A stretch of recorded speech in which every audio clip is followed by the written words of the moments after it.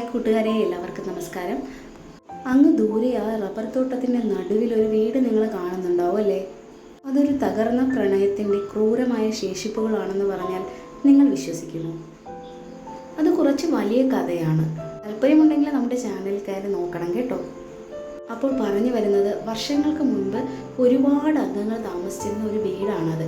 നമുക്കതിനടുത്തേക്ക് പോകാൻ പറ്റില്ല, കാര്യം നിറയെ പാമ്പൊക്കെ ഉണ്ട്. അപ്പോൾ അത് കാരണം അങ്ങോട്ട് പോകാൻ പേടിയായതുകൊണ്ടാണ് അങ്ങോട്ടേക്ക് പോകാത്തത്. എന്തെങ്കിലും ഒരിക്കലും അവിടെ പോകാൻ പറ്റിയാൽ തീർച്ചയായും അതിൻ്റെ വീഡിയോ അടുത്ത് നിന്നെടുത്ത് നിങ്ങൾക്ക് കാണിച്ചു തരുന്നതാണ് കേട്ടോ.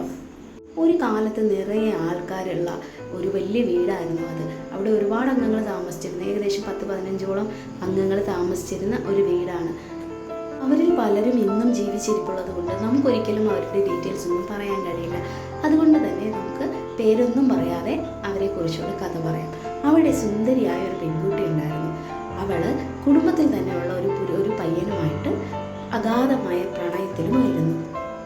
താൻ സ്നേഹിക്കുന്ന പുരുഷൻ ഒരു നല്ലവനായിരിക്കണമെന്നും ജോലി ചെയ്ത് തന്നെ പോറ്റാൻ കഴിവുള്ളവനായിരിക്കണമെന്നും അവൾ അതിയായി ആഗ്രഹിച്ചിരുന്നു.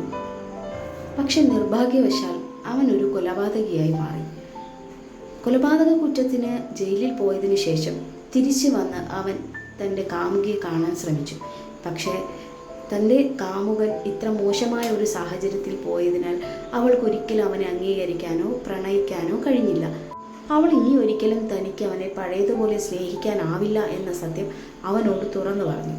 പക്ഷേ ഒരു കൊലപാതകി ആയതോടുകൂടി ക്രൂരത നിറഞ്ഞ മനസ്സുമായി അവൻ ഈ കുടുംബത്തിലുള്ള ഓരോരുത്തരെയും ആക്രമിക്കാൻ ആരംഭിച്ചു.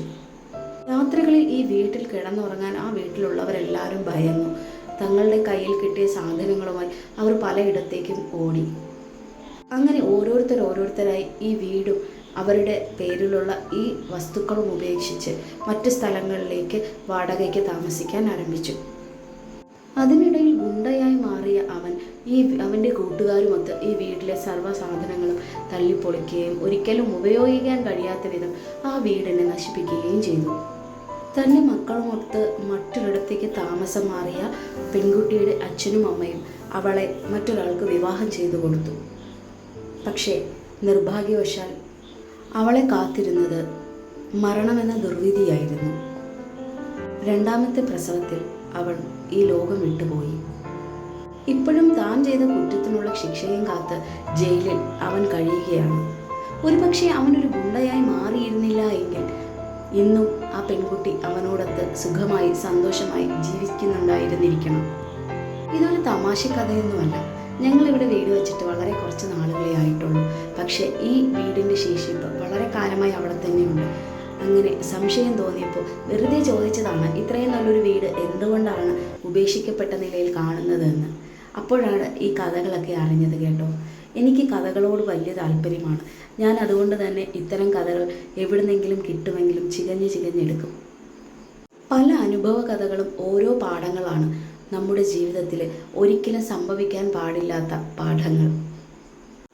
ഞാൻ ഓർത്തുപോയി, ഒരു പുരുഷനെ പ്രണയിച്ചതിൻ്റെ പേരിൽ അവൾ എന്തുമാത്രം അനുഭവിച്ചിരിക്കണം, എത്രമാത്രം ദുഃഖം പേറിയിരിക്കണം, കുടുംബത്തിൻ്റെ ഒന്നാകെ ശാപവാക്കുകൾ അവളുടെ മേൽ വീണിട്ടുണ്ടായിരിക്കണം. ആ പെൺകുട്ടിയെക്കുറിച്ച് ഓർക്കുമ്പോൾ എനിക്ക് ദുഃഖം തോന്നുന്നുണ്ട്. ഓരോ മനുഷ്യജീവനും ഇങ്ങനെയൊക്കെ തന്നെയാണ്, ദുഃഖങ്ങളും ദുരിതങ്ങളും പേരെയുള്ള യാത്ര. പക്ഷേ ജനിച്ചു പോയതുകൊണ്ട് ജീവിക്കാതിരിക്കാനാവില്ലല്ലോ. അപ്പോൾ എല്ലാവർക്കും നല്ലൊരു ദിവസം ആശംസിക്കുന്നു. നന്ദി.